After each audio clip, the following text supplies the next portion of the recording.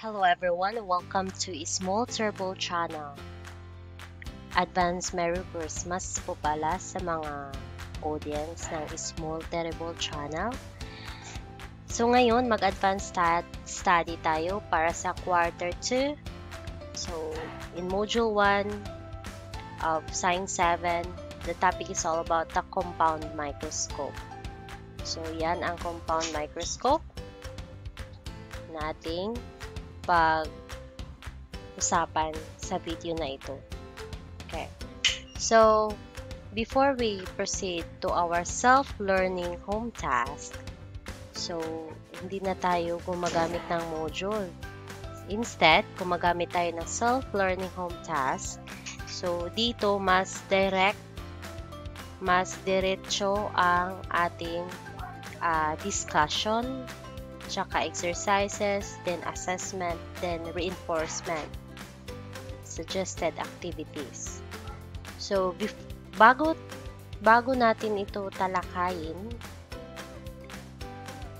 punta muna tayo sa ating interactive, yung parang meron talagang buhay or microscope na totoo sa harapan ninyo. So, ang microscope na ito ay interactive. So, tingnan lang natin.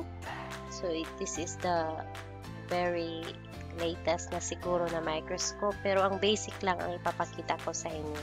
Nandito yung mga names na sa gilid. For example, the ocular lens. Okay, so nakita ninyo, nag-highlight siya. By the way, courtesy po pala itong by this lifelike.com. Okay. So, this is the ocular lens. Yang nag-highlight, yan ang ocular lens. Then, we have the eyepiece tube or the body tube. Then, we have the arm. That's the arm of the microscope. Then, the revolving nose piece. This is movable to. Okay, yung nag-highlight, nag-encircle ang red sa kanya. That's the revolving nose piece. Then, we have the objective lens. So, later on, mayroon tayong iba't ibang lens na ginagamit. Then, we have the stage clips. Yung i-define din natin ito mamaya kung ano yan. Then we have the coarse adjustment knob or the fine adjustment knob. Coarse adjustment, then ito po pala ang fine adjustment. Usually yung coarse is yung bigger, then yung fine adjustment is yung smaller. Then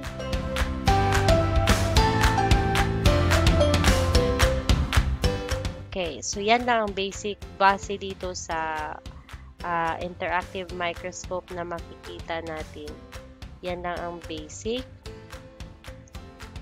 Kasi, okay, the other names are not anymore mentioned in your learner's home task. Okay, so kapag meron kayong microscope, titingin lang kayo dito. Okay.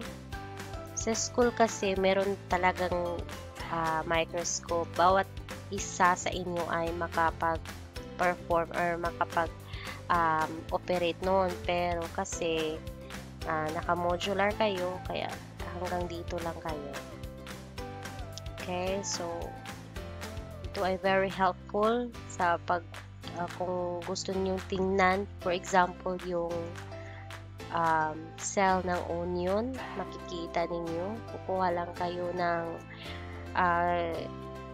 parang plastic film na part ng onion at saka ilagay nyo sa slide and mount it using the stage clip and tingnan nyo through dito sa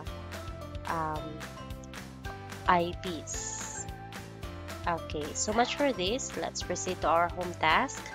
Okay, so the word microscope is derived from the Greek word small, that means or little, and scope meaning see at. And that's what a microscope does. So, basically, we can see things as little,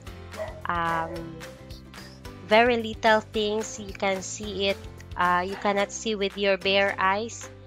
Using the microscope, makikita mo na yung napakaliit na bagay na yan. So it is said that microscopes have been around since the late 1500s, when the earliest versions were created in the Netherlands. So proper use begins with understanding the parts of the microscope and each part's function. So ito yung ocular lens, itong microscope na to. Okay. Ocular lens or the eyepiece nandito. Okay, may arrow naman dyan. Then the body tube. Then we have the revolving nose piece. So, pwede nyo itong ma-revolve. Then the objectives. Objectives yan. So, usually yung napakahaba is the high power objective. Then the low power objective. Then the scanner yung medyo shortest siya. Scanner. Then we have the arm. Then the stage, yung black na yan. Then the stage clips. Okay, yung mga clips para mag-mount sa specimen, sa sample. I mean the slide para hindi mag-move. Then the coarse adjustment knob, yung big. And yung fine adjustment knob is yung small. Then we have the diaphragm, nasa ilalim ng stage. Then the light source. Then the base, of course. So, let's have the function of each, bawat party ng compound microscope. First, we have the ocular lens or the eyepiece. So, it is where one looks through to see the image of the specimen. So, sinabi ko na kanina, dito sa ocular lens, okay, dito tumingin yung gustong makita kung ano talaga yung bagay na hindi makikita using your bare eyes. Then, body tube, it is a long tube, okay, long to, okay, yung mahabang tube that holds the eyepiece and connects to the objectives. Then we have the revolving nose piece. It is a rotating part of the microscope at the bottom of the body tube. It also holds the objective lenses. So, yung ma-rotate na parte, parang nose siya, nose piece nga, kaya yan ang tawag niyan. So, yun ay, revolving nose piece. Then we have the objectives. So, besides the ocular lens, kinakailangan ng objectives para mas makita ninyo yung bagay na kailangan ninyong tingnan. So, scanning objective or the scanner with 4 times magnification. So, ito ang sinabi ko sa inyo, yung napakababa yung kanyang magnification. Then, low power objective, the second with 10 times magnification. Then, we have the high power objective with 40 times magnification. Then, we have the oil immersion objective with 100 times magnification. So, kapag 4 ang objective, yung pang-apat na yan, yung 100 times magnification ay tinatawag na oil immersion objective. Pero kapag 3 lang, okay, katulad sa nandito, parang 3 lang to. So, yung high power objective yan, yung medyo longer. Or longest, I mean. Okay, so let's have the magnification. So, if the magnification of a scanning objective is 4 times and the magnification of the eyepiece is 10 times, so the total magnification of the microscope is, i-multiply nyo lang yung dalawa na yan. So, 4 times 10 times is equal to 40 times. This means that the microscope can magnify an object 40 times. So, do not add them. Instead, i-multiply mo sila. Okay, multiply them. Then, we have the arm. So, dito kayo humawak kapag you carry the microscope. Then coarse adjustment knob. So this is the large round knob on the side of the microscope. Then the fine adjustment knob, yung small round knob. So always remember, coarse yung large, yung small is the fine adjustment.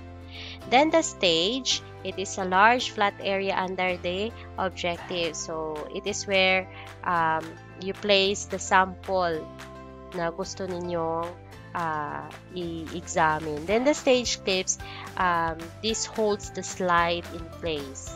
Then the diaphragm, it controls the amount of light on the specimen. So kung gusto niyo medyo maliwanag, i-adjust niyo lang yung diaphragm.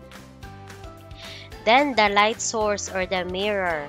So ito yung i-adjust ninyo para makikita yung magkakaroon kayo ng light source. Okay? So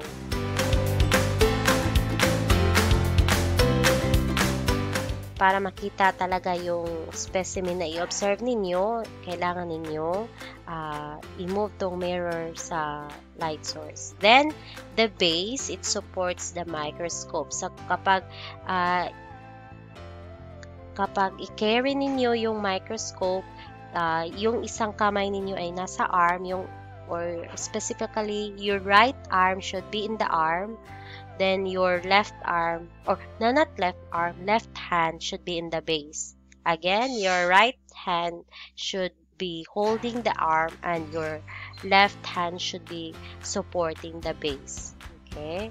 So base supports the microscope. So how to use the microscope? So first, to transfer your microscope from the shelf to your table, carry it with two hands. Hold your arm with one hand and place the other hand beneath the base for support. So ito yung sinasabi ko kanina. Place the microscope on your table with the arm pointing toward you. Okay? Para komportable. Check the lighting of the room. Make sure you have enough light to view the specimen. Kasi kapag madilim, hindi makikita yung specimen. Make sure medyo may liwanag.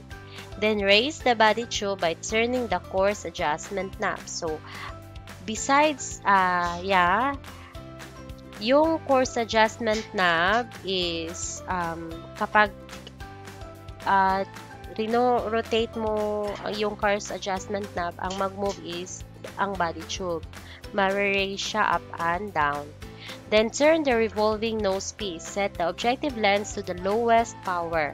So, the lowest power is the shortest objective lens. So, as you revolve the nose piece, you will hear a click sound indicating that you set it in position. So, you wait for the click. Mag-sound lang yan ng click at nakaset na siya sa gusto ninyong objective. Okay? Ang nose piece. Then, place the glass slide on the stage and position it in the middle. And use the stage clip to hold the slide in place. Para hindi ma-move na yung specimen ninyo na nasa slide. Or para hindi na ma-move yung glass slide na may specimen na, you need to use the stage clip.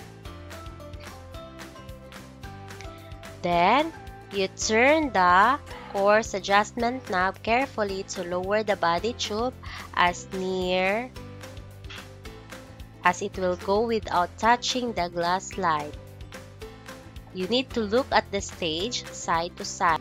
Then, you look through the eyepiece to adjust the light that is passing through the microscope. You can adjust the mirror to reflect the greatest amount of light.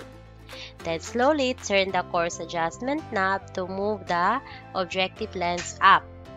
Continue until the image comes to focus. Use the fine adjustment knob to finer focusing. So yung fine adjustment knob is para ma-focus finely yung specimen na ino-observe ninyo. Then to turn the highest power objective, look at the microscope from the side. The highest power objective is the longest objective lens. Then turn the revolving nose piece until the highest power objective clicks into place. Look through the eyepiece and slowly turn the coarse adjustment knob to focus the image. Use the fine adjustment knob for fine focusing. So when finished, raise the body tube and position the lower power objective lens. Remove the glass slide and return the microscope to its shelf. So, yung exercises, i-flash ko na lang, kayo na ang bahala mag-answer. You post lang this video.